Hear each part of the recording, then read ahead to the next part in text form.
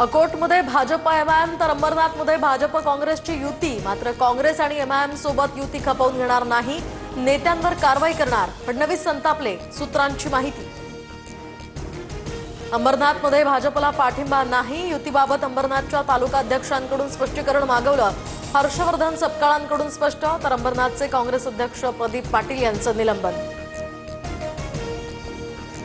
अंबरनाथमध्ये अजित पवारांसोबत युती होती, मात्र विकास आघाडीत काँग्रेसनं प्रवेश केला, याला युती म्हणता येणार नाही। भाजपचे प्रदेश सचिव गुलाबराव करंजुले यांची टीव्ही 9 मराठीला प्रतिक्रिया।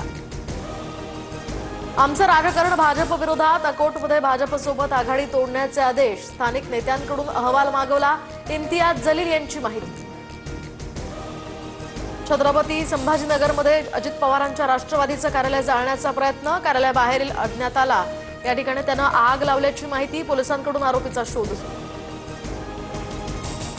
अर्ज माघारीसाठी राहुल नार्वेकरांकडून दबाव, नार्वेकरांकडून जुन्या प्रकरणांची माहिती देत अप्रत्यक्षरित्या धमकी, मुंबईच्या वॉर्ड क्रमांक 226चे अपक्ष उमेदवार तेजल पवार यांचा आरोप।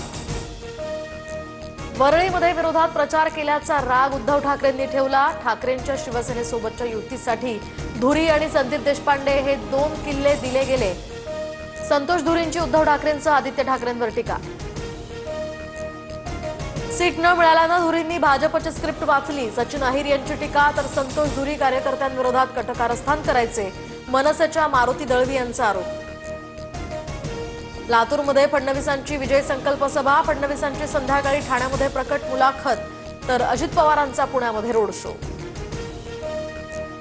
मी मोठमोठी ऑपरेशन सुद्धा करतो, कमिटमेंट केली की पाळतोच। 2022 मध्ये मी मोठं ऑपरेशन केलं होतं, उपमुख्यमंत्री शिंदेंचं पुन्हा एकदा मिश्किल विधान।